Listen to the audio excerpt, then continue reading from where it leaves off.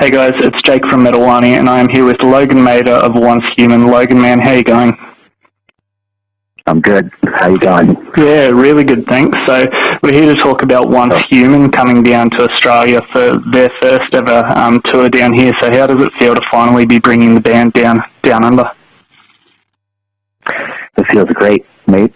I'm really looking forward to it. I've always loved Australia.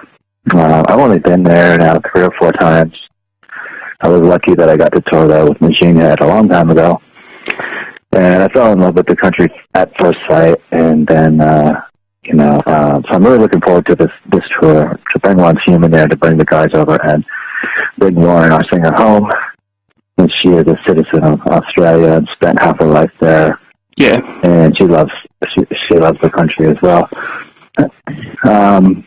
Yeah, it's going to be fun. I'm looking forward to it. Yeah, cool. And it is a big run of shows, and I'm going to talk a little bit more on that later on. But I did just want to talk about the music of Once Human first. So you've released 2 albums since being formed in 2014. So you've done the Life I Remember was the debut album, and then you've had Evolution, which came out at the start of this year.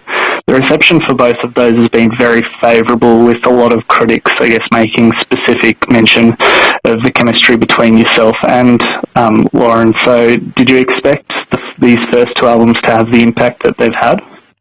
Well, I was expecting a lot more. I'm just kidding. It's a tough industry these days. I'm really happy with I didn't really put expectations on it, like, in that respect. I just wanted to make some good music and put my best effort out and use my tools and my resources within the music industry to help this thing work. And it's a slow, steady climb up, but it is moving forward, and we're really happy with the results. Yeah, nice. And I have sort of seen a few comments that have been made where it's sort of like that this project had pulled you out of musical retirement a little bit, because I know you've been doing a fair bit with your, not musical retirement, but live performance retirement, because I know you've been doing a fair bit of work with Dirty Icon and on the recording and producing side of things. So it's obviously a good thing to have you back behind the axe. Yeah, that's a big thing for me in my life that was missing, and now I've got that back to a large degree. It feels really good to balance that between all my other creative work that I do, which is producing and mixing and some artist management and songwriting for visual media and things like things all studio related are a big part of my life. It's how I pay my bills, and it is fulfilling for me creatively, but to also be in a band and have a record that I'm a part of, and to go on tour, that's the other half of the spectrum that I had sort of retired from in my efforts to really focus on producing, and I made a lot of good records as a producer and a mixer, and established my name in the world as one of those guys. And so, yeah, now before it's too late, I wanted to play again, you know. Yeah, exactly. So we are here talking about the Australian tour, and you guys are coming down for the very first time, which is really cool. Your first run of shows that were announced, there was more shows, I guess, listed than most bands would normally play in Australia, but then you went that extra mile and you added further shows in Adelaide, Perth and Tasmania, which are locations that Australians typically wouldn't get these sorts of shows at, especially for a band coming overseas. But was that a conscious decision that the band made to try and hit every sort of location in Australia, or was it something where the promoter just managed to work things out that suited the band? It's something that I really wanted to do, because I've seen that, like you said, that a lot of bands don't hit those other markets. In Australia, there's like 5 main cities usually that the most international bands will come to Australia and tour, and I think the reason for that is there's a lot of travel costs involved and logistics involved in getting a band all the way down there to do gigs with all their gear and all the flights and all the big work and stuff. So the fact that I told the promoter that I would love to cover some ground and maybe get in an RV or a bus and hit the road and really just, hit every little market that will have us. Yep. Because I just, for one, I enjoy being there, and I enjoy playing, and I think that it will help us grow some fans that will really appreciate the fact that we came out of our way to hit the smaller cities and play for them. Yeah, definitely. So, I was lucky to have the promoter that I'm working with. He's kind of new to the game, but he's doing a really good job so far, and he managed to make this thing happen, and so he's great. I love him. Yeah, yeah. He goes over there at Stag Music Touring, and so that was a good effort on their part to make this happen. And I noticed that Fear Factory, this was a long, long time ago, like maybe 20 years ago. I remember talking to the guys in Fear Factory during their first album cycle, or first and second, and they did a lot of extensive touring in Australia, and they hit a lot of the markets that most bands don't. And I think the Australian metal scene really appreciated that, and I saw that they had a really big fan base because of it. Yeah, well, I mean, I can only it stayed with them. I can only talk for recent times, obviously, but I think the tour that was middle of last year, most of the shows were really close to capacity, particularly the one in Brisbane that I went to was definitely close to being sold out if it wasn't sold out. But yeah, it's good that they have obviously laid the sound work in those really early years doing that extensive touring, and they're able to come back 20 odd years later and still have a massive fan base. So. Yeah. So there's obviously a lot of Australian fans that won't have had the chance to see you guys live. I mean, there will obviously be a few that have made the treks to Europe and the United States and have seen you, but a lot of people will be basing their assumptions on your shows and your performances from videos they've seen online. But I guess, are you able to provide an idea for the fans on what they'll be getting when they head into these shows? Big tsunami of pure energy that comes off the stage. We all feel it, and we all love what we're doing. I think we have a good chemistry that's becoming more clearly defined the more we play as a unit, and we're all really good friends off stage and on stage. So I think that plays a big role in that energy that combines between us on stage, and I think it translates well, and it's a good time. We don't take ourselves too seriously. We take our music seriously, but as far as having a good time, it's all about,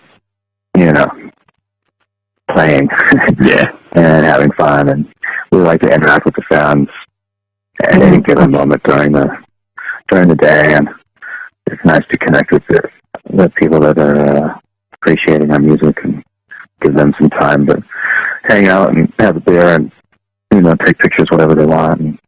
And, Yeah, cool. So you have you spoke before about Fear Factory, and you've done big legs of both Europe and the US with the boys. But after the Australian tour, where's next for Once Human? And I guess if you were to go as a support or to have a support with you, who would it be? Oh, well, I can't really say right now. There's a few things in the works for immediately after we return from Australia. Mm-hmm.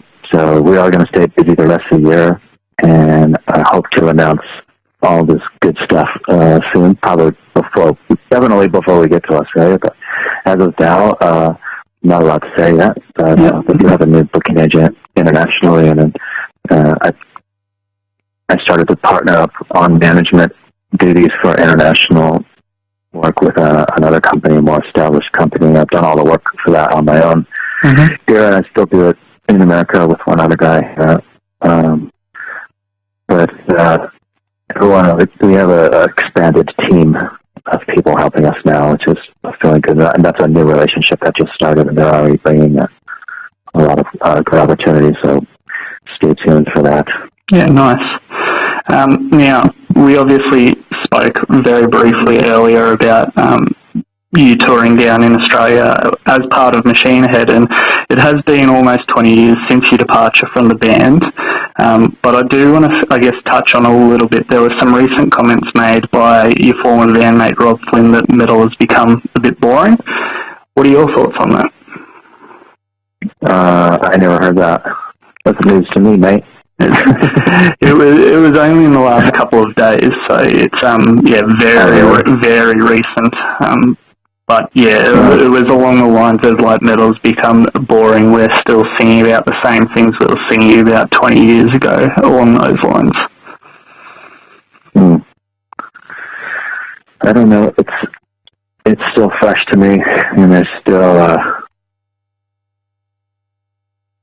new territory to explore, and I don't know. I mean, I've got Lauren, who wasn't even, she's much younger than all the guys in the band are much younger than me.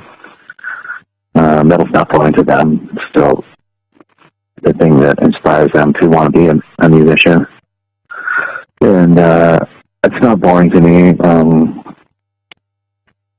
from where I'm standing. I mean, certainly a lot of everything has been done.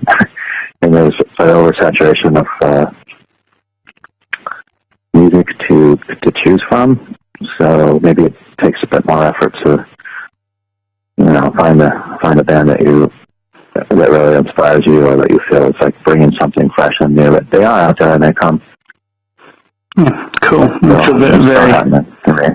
a very I guess appropriate answer. So I've got one more for you, Logan. So it's again on Machine Head, so I'm sorry that you have to keep answering these ones, but Burn My Eyes is probably one of my favourite Machine Head records, and obviously the sound of the band has changed throughout the years. They recently released the new single Beyond the Pale, which is coming out off their new album. Have you had a chance to listen to that one yet? Yeah, I did hear it. Yeah, so it's obviously a bit more radio friendly and a bit less aggressive than some of the previous records, but what's your opinion on it? I thought it was good. I liked it, and I don't know if I would say that it's in America. Maybe it's different in Australia. I wouldn't say it's really radio, like active rock radio. The formula for that is not. I mean, it's well, I can pull up the charts right now and look at it. It's bands that are in the top 10 right now. If I can remember it's like Nothing More, Starset. I think Papa Roach has one in there. Foo Fighters have one in there. Skillet, Sealer. These kinds of bands that are more radio rock bands in a way. Yeah. That's the kind of stuff that plays a lot on U.S. radio. But I mean, to be honest, I don't know anyone who listens to the radio. It's more of an industry popularity contest at this point. Yeah. To be on those charts, it's an interesting game these days, because it used to translate directly into like a lot of album sales. If you have a song charting and it's on the radio every day, people will go buy your record. Like it was a no-brainer formula way back before streaming. And it slowly but surely just doesn't do that anymore. But it still matters in the industry here for the genre, for the bands that are within that genre. It's like a competition and like I said, a popularity contest. And so the bands that get on the radio in America to want to be radio bands, normally when they do well on active rock radio charts, which is the format for, we don't really have as far as commercial formats go, active rock would be the heaviest, and it's really not that heavy. It's radio as rock, and it does help bands in their careers. When a band's charting, it makes a lot of promoters and festival promoters and other bands see this new band, okay, they're good and they are accepted and approved by the machine, and they get to be on the big festivals, and they get to have better opportunities and a chance to be seen on bigger tours as support or as headliner. And, I don't know. That's just what it is. It's like